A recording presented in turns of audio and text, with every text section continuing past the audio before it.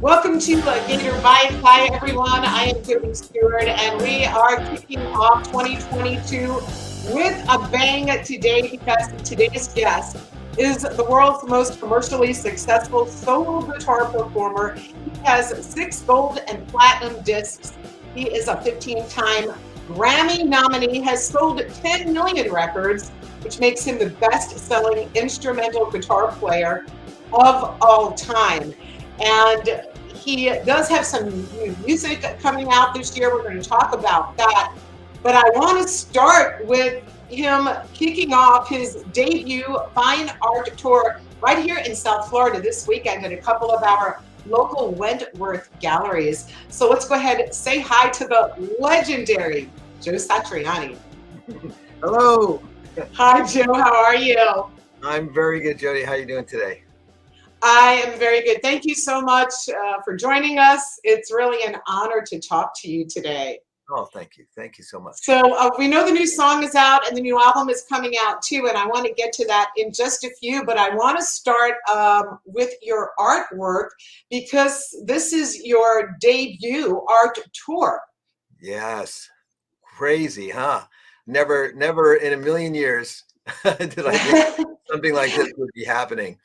And it's so crazy to see, like, the alien drawing staring back at me. I'm not quite sure who looks more alien, the guy with the sunglasses or the alien with the moon head. Well, your music is so unique, and I think your artwork is as well. But can you tell us, how long have you been into art? How long have you been doing this stuff? And why did you decide to embark on an art tour now? Well, yeah, the story is boy, it's familial, really, because I'm youngest of 5 kids, and my 2 oldest sisters were art majors in college and became professional artists. Oh, My father was a really good painter, although his main gig was as an engineer. So I always grew up, in a house that had lots of paintings and brushes and turpentine and paint and all that stuff around. right. And but being the junior member of the family, of course, they give me a piece of paper and a pen and say, go in the corner, don't bother us. So I wound up drawing a lot of odd things rather than representational artwork, landscapes and things like that. Right. And my resistance to learning how everybody else painted, I think, was strengthened because I got into rock and roll. I just wanted to play Black Sabbath, Led Zeppelin, Hendrix. I wanted to make a Right. lot of noise. And so I didn't want anybody teaching me anything about drawing or painting, you know what I mean? So Right. that's just that, rock and roll attitude. you, Yeah, you, don't tell me what to do. yeah, exactly. So, but then, of course, my wife, I met her when she was getting her degree in art. Uh, Okay. our son Zizi graduated college with a degree in art and film. And so my life has been really around artists all the time. And I've been sort of playing catch up. So back in, I think it was 92, the Extremist album would have been the first record where it featured some of my artwork, the package, the CD design and the t-shirts and pics and things like that. And then Okay. a little while after that, Planet Waves and D'Addario approached me about taking my sketches and putting them on guitar straps, like the ones you see here, this kind of Oh, stuff. nice. So we kind of expanded into that. And then I did it in 2013. I did like a computerized digital art book, but it was based on me scanning all my drawings and all my sketchbooks and then Okay. applying different unusual comic book type colors, but with a digital sort of attitude. After that, I said, okay, what's next? And I asked my wife to teach me everything she knew about painting, because I really didn't know, like, what do you do to a canvas? What brush do you use for eyelashes? And, how do you get Right. to look this way and that way? So she was very patient with me, and I think she found it kind of funny and humorous to watch me flail away at the canvas. But I was encouraged by, I think, outside forces too, like Jason Newsted, from We Metallica. know He's Jason. Yeah. Yeah, and he's a great painter. And I thought, I should just relax and paint what I want to paint and don't worry about what everybody else is painting. Similar to the way you make records. You have to forget about what everybody else does and just do what you want to do. So it took a good number of years to figure out exactly how I wanted to present my canvases. I started small, went really big. I know this is a long story. It's crazy. So No, anyway, please. I mean, everyone wants to know about it. It's cool. I like hearing about it. all right. So then you fast forward to a few years ago, and I was approached by the Scene 4 Art Collective down in Los Angeles. And what they Okay. do is they do this time-lapse photography of musicians in the dark wearing these gloves that are outfitted with LED lights. And you sit there and you play, and they photograph you, and then they enter it into the computer. And Corey and Robbie from Scene 4, they manipulate it, and they come up with these beautiful canvases, and they print these things. And I was maybe the 30th or 40th musician they had started with. Usually I think they were concentrating on drummers for many years. And Okay. so then we're taking a break that day during the photography, and I think Corey was just asking, like, what do you do in your spare time? And I said, well, you won't believe this, but I've been painting. So I showed him a bunch of pictures, Okay. and he got the idea that we should do a collaboration. So Joe Satriani and Scene 4 would collaborate on these canvases, and we would they'd take some of my files of the high-res photos and work them into the time-lapse photography they had and create unique prints. Then they do that, plus send me the canvases and have me paint on top of them.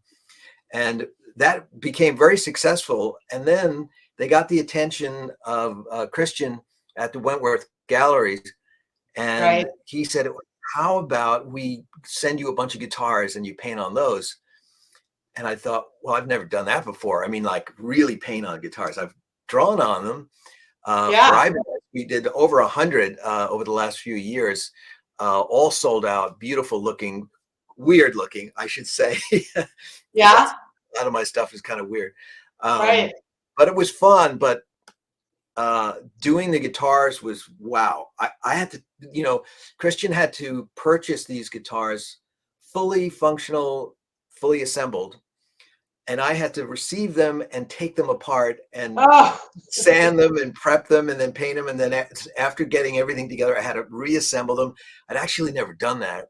It was quite an experience, but I learned a lot. I didn't think I I bet. could learn more about guitar, but I learned more about it. And then anyway, eventually he said, now how about some canvases? And yeah, so now we've got, I think, just under 100 that will be shown this weekend in South Florida. So I'm very, very, I mean, I'm so grateful that, Christian and the Wentworth Gallery gave me this chance, to show my work. Yeah, and I wanted to let all the fans know that those hand-painted guitars will be at the Wentworth Galleries this weekend, as you will be too. So is there a common theme between all the artwork that will be on display this weekend? Um, I'm the, I don't think you should ever like ask the artist, because we're the least dependable when it comes to answering. Right. It's like when someone says to me, like, how would you describe, your best song or how you play or your style? It's like, I have no idea. I'm just the Kind one of indescribable. putting it out. I would say that I was given a really wonderful amount of directions from the whole team. This is going all the way back to, my wife for being encouraging me and teaching me what I was capable of doing, and how to accomplish things that I didn't know how to do. And I just, throw the question out and get instruction that way. And of course, Corey and Robbie from Scene 4, and then Christian at Wentworth Gallery, we would have really great discussions, just rambling phone calls about, what we liked, Right. and what was cool, and what would be fun to do, and what was I interested in. And so I was allowed to do abstracts, and I was allowed to do like comment on iconic things like American flag, just taking a different sort of approach from what, let's say, Jasper Johns did in the late 50s.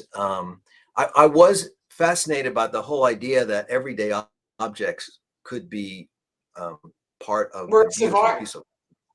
And I also like the idea that the finding a face in something should be a little bit of a discovery, and that was something I really loved doing, which was creating abstracts that were actually portraits in disguise. So Well, uh, I find that really fascinating, and it's a risky business as you're painting like that, but it's very much like doing a guitar solo in front of 20,000 people. You're not really sure what's going to happen, right. and you've got to be able to react in microseconds, to all the good things and surprises that pop up. We have a couple of samples. Hot Pink Supernova.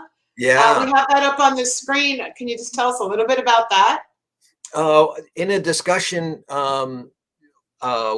with Christian, we were talking about objects that we're all drawn to, like when we see a heart or something. There are things that we want to see as human beings that help us connect with our feelings, and one of those things was circles. And just about every artist will sit down at some point and they'll start with a circle. I can remember, like, when I was like 7 or 8 years old, and my sisters trying to teach me how to draw a perfect circle. They were masters at drawing a perfect circle, and mine was always weird. They would just look at me like, why can't you do that? And I go, I don't know, I just want to see it off. I want to see irregularity all the time. So I was thinking, okay, Christian, I'd love to do some circles, but get ready, because they're not going to be like everybody else's circles. And it's not. It's not. And the other one that I really like is Face in Blue Waterfall. Oh, I'm glad you like that one. I mentioned before about how I like to put portraits, that you have to kind of work to discover a little bit. One of the things that I really loved about the last century and the artists, and how they moved through trying to really elevate the idea of representational and expressionism and cubism and the whole modern approach, but still try to keep some humanity in there, some feeling, so it's again, it's like I said, it's like doing a crazy guitar solo. You're dealing with some elements that you're not quite sure how they're going to react with each other. Like you're standing near your amp, and you might get feedback, you might not. Right. Sometimes you do something for the audience and you think it's just a physical move, and it turns out helping to create a sound, and you just have to be able to take advantage of it. So when I'm doing a painting like that, Yeah. I'm actually improvising at the moment. I kind of know what I want. I know the face I'm trying to bring out, but I'm willing to invite a lot of danger, but just throwing lots of paint on and working with the moment. So, but you like when you get it right, you stop and you step back and you go, I did it. I gotta let that thing dry and don't touch it anymore. I would imagine just like creating a new song, right? You're absolutely right. You have to learn to not be afraid to or embarrassed to show your feelings, and even just to yourself. You have to live sort of in this cathartic state all the time, where you're just opening yourself up, all your emotions, and you have to figure out a way to get it on tape, on the hard drive, however you're doing it. And but you also have to learn how to stop, Yes.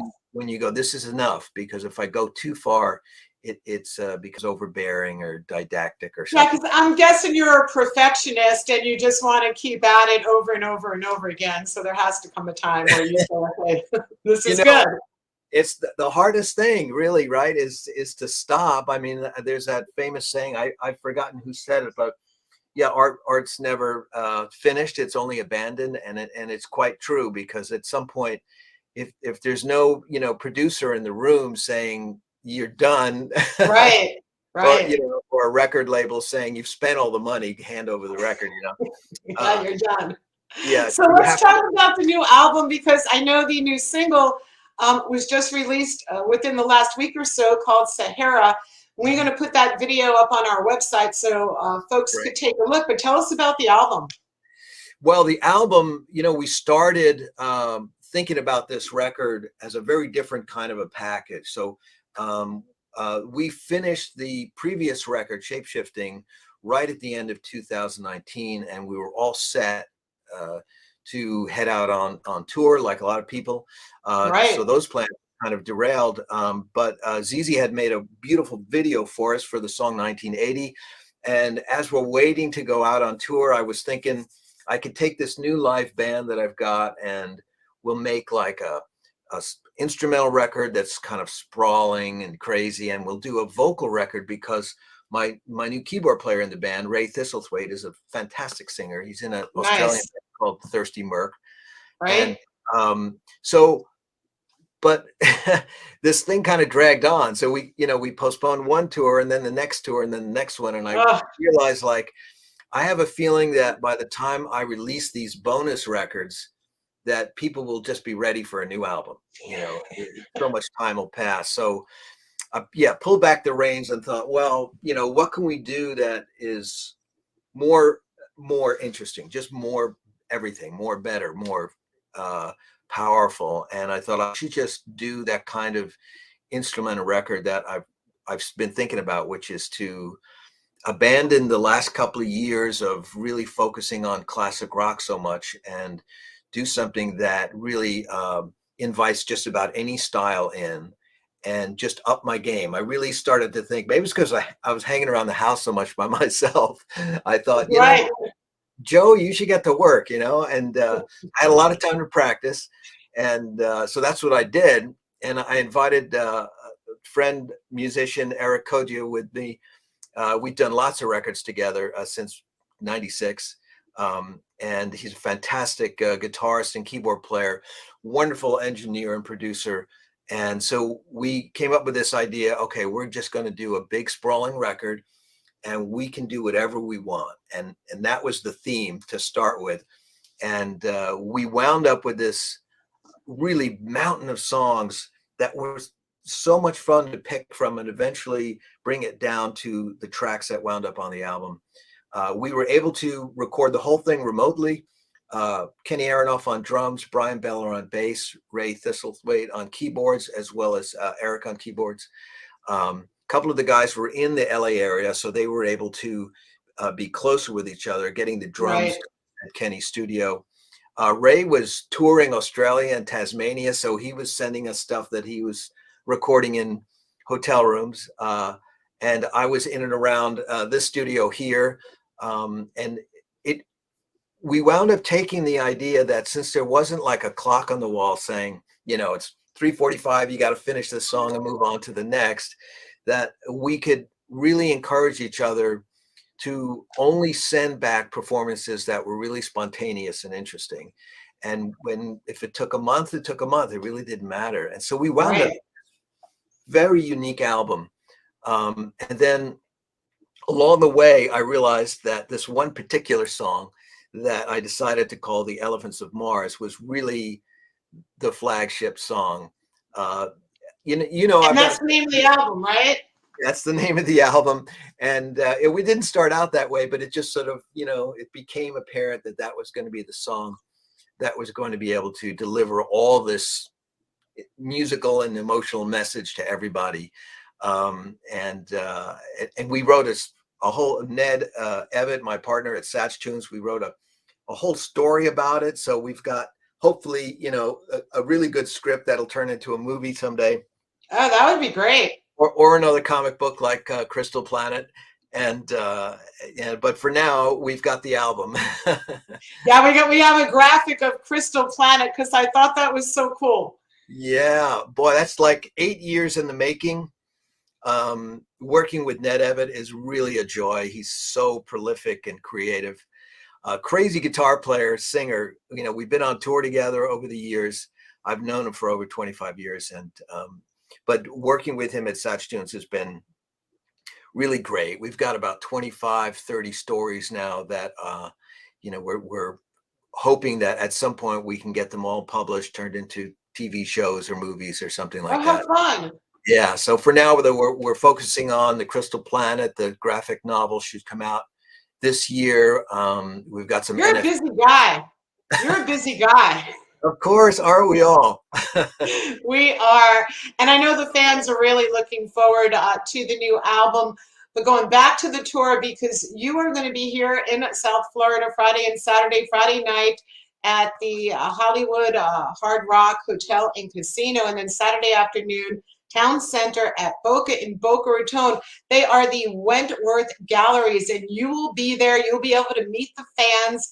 People could stop by. We're going to put all this information on our website, and it's on your website, which is Yep. satriani.com.